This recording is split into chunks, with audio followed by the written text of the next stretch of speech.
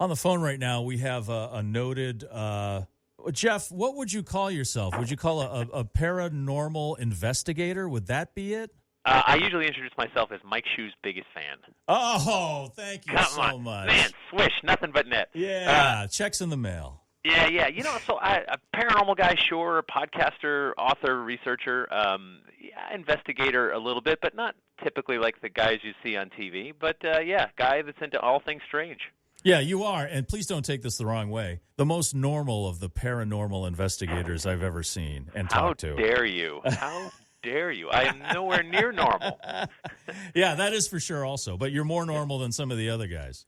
Maybe, that could be. Yeah.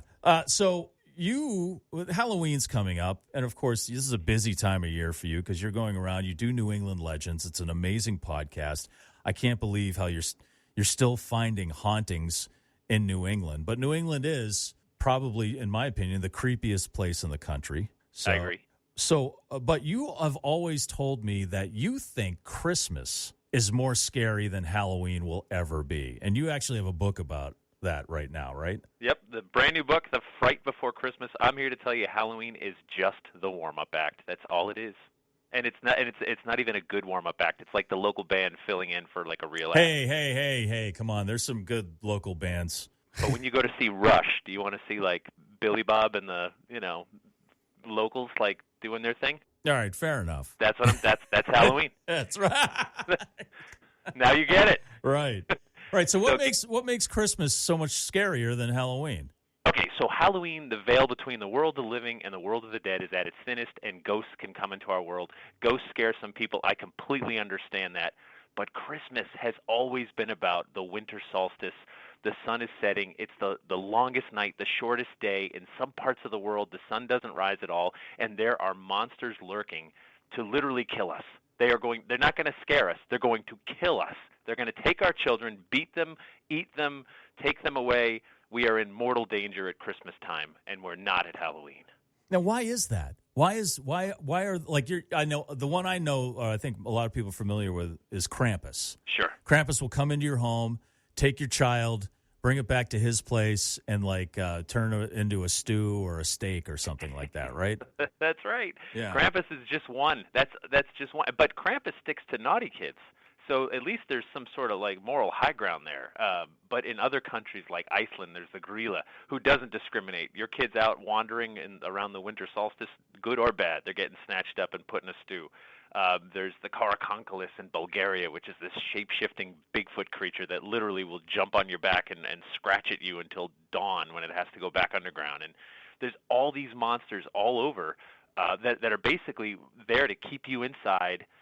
Because outside is so dangerous. It's dark, it's scary, everything's dead, it's cold, you could die of exposure, and you could die from these monsters. And these are traditions that get passed around all through Europe. And some of them have made their way over here. And some of them, which they were pushed in the corner, a century ago, but they're coming back. They're coming back through movies and Krampus walks and Krampus tattoos and I don't know, this new book by Jeff Belanger, The Fright Before Christmas. We all got to do our part. That's all right. I'm saying. It's your guide to the current scary Christmas characters. Like my favorite one, I'll probably say it wrong, the Bushnickel? Belschnickel. Yeah, this is the guy that comes into your house and beats your kids with a stick, right? That's right. So he's like Krampus light. So if Krampus is a little too much for you with killing the kids, Belschnickel will just beat him. If you remember the show The Office, Dwight Schrute dressed up as the Belschnickel in one of the episodes. Oh, my God. Yeah. So it's great. And this character's coming back, too, not just because he was on The Office, but, I mean, I'm seeing, people dressed in fur and holding a switch of sticks and getting ready to beat your children, which is wonderful. It warms the heart. If anyone wants to dress up and do that with my child, feel free to contact me here at the radio station. I'll pay out decent money for you to do that. I'll leave the door unlocked. You won't have to break in. Perfect. Yeah. So is Christmas scarier because, like you said, it was the onset of winter and people at, like, say, the 14, 15, 16, 1700s, there was a good chance that you wouldn't make it through the winter. That's right. I mean, you live in 3 seasons. Even today, we tend to live in 3 seasons, right? Spring, summer, and Yeah. fall. And winter's one you survive. Seasonal affective disorder, but back then it was even worse. I mean, you had to have enough firewood to get you through the winter. Right. You had to hope your roof would hold up from the snow. That you had enough food. I mean, if you got snowed in for like a week or two, do you have enough food to make it? I mean, you're literally in peril just a few centuries ago. We don't think about it as much because we have snow plows and electricity and heat Right. and so on. But there was a time when that you faced down that season, and the only way to get through it is with each other. And so we would have these huge festivals: Yule, Saturnalia, Midwinter, and then eventually we called it Christmas. We would give each other gifts because we know we got to lean on each other if we're going to get through this. We can't do it alone, and it used to be completely inclusive. If you lived in a dangerous northern climate, no matter what you believed or didn't believe, you got together, you gave gifts, and you took care of each other because we gotta make it to spring. I think here, going through the centuries into the 21st century, it has gone from something like the Krampus to something you just mentioned there, and that's being stuck with each other inside. I think that's a bigger fear now than Right. anything else. I mean, I'd welcome the Belschnickel to come into my home, and beat me with a stick if it gives me a break just for an hour or so, from relatives at Christmas. And being stuck with each other could absolutely turn lethal, let's be honest. Do you think that some of these legends came out of that? Like this family, they were all set. They were doing great. They got food, the plenty of firewood through the winter, but they just got so sick of each other that one of them just snapped, and that the story carried on from their neighbors in the village that, this guy snapped. He started beating his kids with a stick, and then later that turned into the Belschnickel. How many horror movies have you seen with that trope? I mean, The Shining immediately comes Right. to mind, Yes, right? exactly. You're locked. Yeah, right. I mean, and The Shining is so scary because it just rings true, doesn't it? Yeah. Yeah, absolutely. you're like, that's me. Yep, no question. I'm trying to work over here, That's me, Yeah. stuck inside, snow, just family. Okay.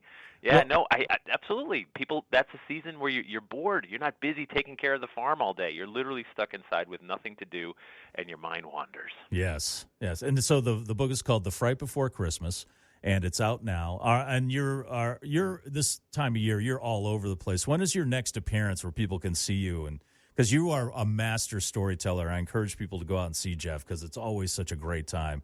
So when is the next appearance for Jeff Belanger?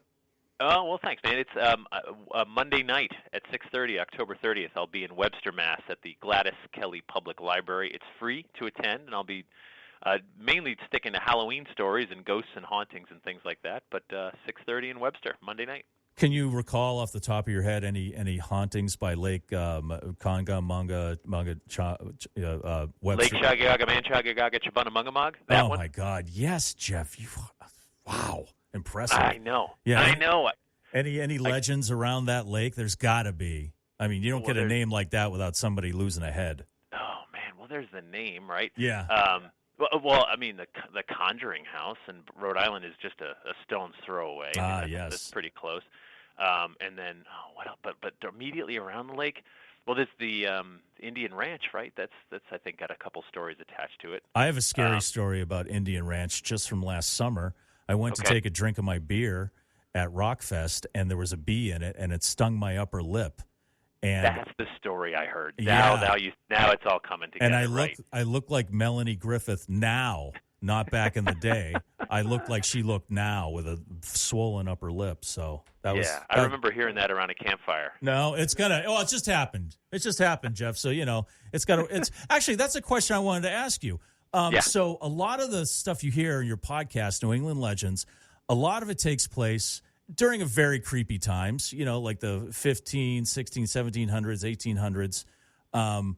Are there any haunting stories that are recent? And by recent, I mean maybe in the past 20 years from something that has happened in the 2000s or maybe even in the 80s or 90s that is now becoming like it's starting up, like there's some kind of activity, there's some kind of haunting going on. Yeah, so there has to be a certain amount of time that passes before people can talk about hauntings, or it seems a little crass. The 9/11 site, for example, right? 2001, 9/11. And when I say haunting, I mean no disrespect at all to the many who died. that place should haunt us. It should haunt you. We Right. should be scared. We should feel fear. We should remember what happened. We should not let our guard down.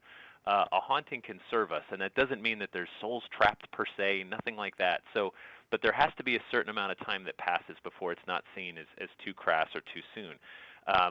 A lot of the stories I hear about, the more recent ones, are usually family, and they're usually closure stories. You know, grandma died, and then she's in the kitchen and she smiles, and people feel like they got the goodbye that they just didn't get. Yeah. It's not necessarily like there was a car accident last week, someone died, and we've seen a ghost every night since. Less of that, but you know, once a few decades have passed, then those things start to come around, and it's because we sort of keep the past with us because it's a warning. You know, the redheaded hitchhiker, Route 44. I mean, that story only goes back to like the 1950s and 60s. Right. So a little more modern. A hitchhiker who allegedly died on the road, though I found no record of it. But it's, you know, you see this ghostly, disheveled man. Some people pull over, and then he vanishes. That might have been me. I mean, I might have been out at some bar and then, you know, was too drunk to drive. That's fair. That might have been that it. rings true. There's nothing from the mid 2000s of like, you know, the guy, like you see a ghost in your house and you're like, oh my God. And then the ghost is like on a phone and it's telling you to get out of its shot because it's trying to take a selfie, or there's a ghost of an old guy at the counter at a Cumbies in like, I don't know, Attleboro, you know, scratch tickets, and then he disappears, and nothing like that, huh? Oh, you know what? Actually, okay, I just thought of this super modern one. You're of course aware of Snapchat. You've got a kid, right? And Snapchat. Yeah. So Snapchat has filters that will turn your face into like a cat or a dog or whatever, right? You've seen those. Yeah. So what that filter's doing is it's looking for a face. It's looking for eyes, a nose, a mouth, and it says, okay, let me pop this animated character on it. People are using Snapchat with that filter and going around allegedly haunted places and saying sometimes it's picking up a face and popping the cat in the middle of the room even though no one's standing there. So it's pretty weird to me. It's probably just a glitch, but this is like a whole new level of modern, you know, social media ghost that's been popping up lately. So if you've got the Snapchat filter, turn it around, aim it at nothing, and see if a face pops up. Oh, my God. So you're telling me Snapchat is kind of like what the Ghostbusters were using in the library scene in the first movie when they were looking for spirits? That's pre-Snapchat, but yeah, that was the earliest seeds. Well, I'm just saying it's kind of like that. Yeah. Like Snapchat is, you're telling me Snapchat is a ghost detector.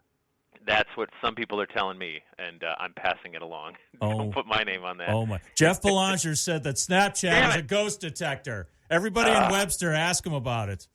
Fine. Well, Jeff, it's been a pleasure talking to you. Thank you so much. You are the leading expert on at least New England hauntings, legends, strange happenings, things like that. Listen to the podcast, New England Legends, and then the Christmas thing. Ever since you first told me about it, it just fascinates me. So I'm going to get the book, The Fright Before Christmas, and it would make a great Christmas gift, right? Absolutely. And if you want to come back around the holidays and talk about the spooky stuff, I'm more than willing. I definitely want to do that. So, Jeff, thank you so much for taking the time. Good luck to you. Happy Halloween.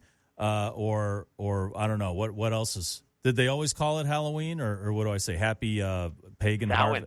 Samhain. That's right. Samhain. Yeah. Yes, happy Samhain. If are you going to be sacrificing any animals this year? Anything like that? Yeah, a buffalo chicken is going down for sure. Oh, that's my favorite sacrifice. Yeah, awesome. Done. All right. Jeff, thanks a lot, man. I appreciate it.